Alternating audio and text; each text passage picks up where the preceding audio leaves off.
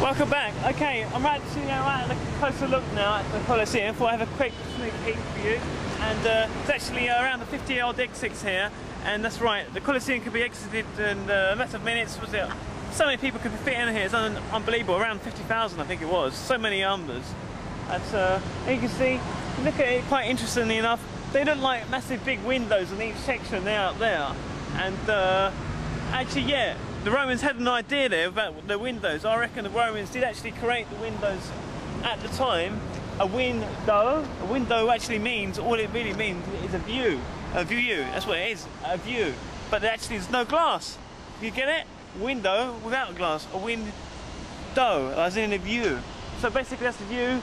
Didn't have glass then at the time to vent, but it's absolutely stunning up close. As you can see, all the structures there still intact. It's a very good thing that the building has held its ground still, and it hasn't actually collapsed without the rain, all the terrible storms that's happened over the century of years, and it's still holding ground. You can actually see the odd bit of metal recycled around, but I do think it spoils the creation of it, that the fact they actually got gates around it. Oh, it's got to stop people coming in. But if the Romans was here, they wouldn't have that. They'll station their guards here right now, and anyone who would want to break in or come, they'll just simply kill them. Because how the Romans are, no one would come. They had guards here in the olden days. Guards would be stationed around each section, blocking off any intruders from coming in.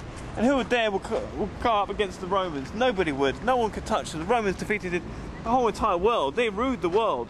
So this is the Roman structure. They wouldn't have any of these metal barracks here. But because the Romans aren't here, they've rested in peace, and they did it time. They created this absolutely stunning piece of scenery, what we're experiencing today. New people come here, new generations, and as you can see, and this is the life, how things evolve throughout the 21st century. And as you can see, the egg section of this beautiful Colosseum looks even more stunningly delicious. That's right, and a bit more dark in there. It's a bit spooky there. You can imagine it can be very haunted in there with actual ghosts as well. There has been reported signs where there's been sort of ooey ghost noises like that. Don't go in there. So I wouldn't recommend going in there, even if you could break in. You don't know what could lie in there, because it's some evil bad spirits or something in there. And so you've got to be quite close to that. So now we're actually on this beautiful section here, and looks a bit like the Marble Arch, similar to the Paris, but obviously it's not. And you can actually see all the troops up there, and some famous people. The people that created part of these design of these structures, and it does look very nice.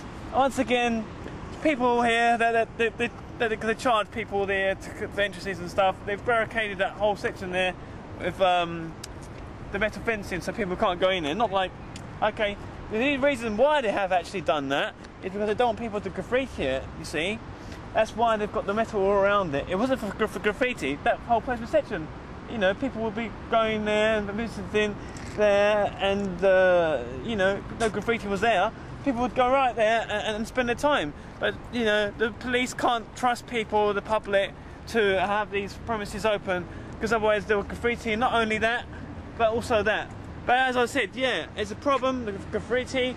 But having said that, if they just sent guards or police guards there, monitoring 24 hours a day, and guard dogs, well, you'd have no problem there, and you wouldn't have these stupid metal barriers spoiling the beautiful Colosseum, which I do think is very beautiful. But I do think it's a very good observation there, because in the olden days they didn't have anything like this. There's essentially guards there and stop any intruders coming in.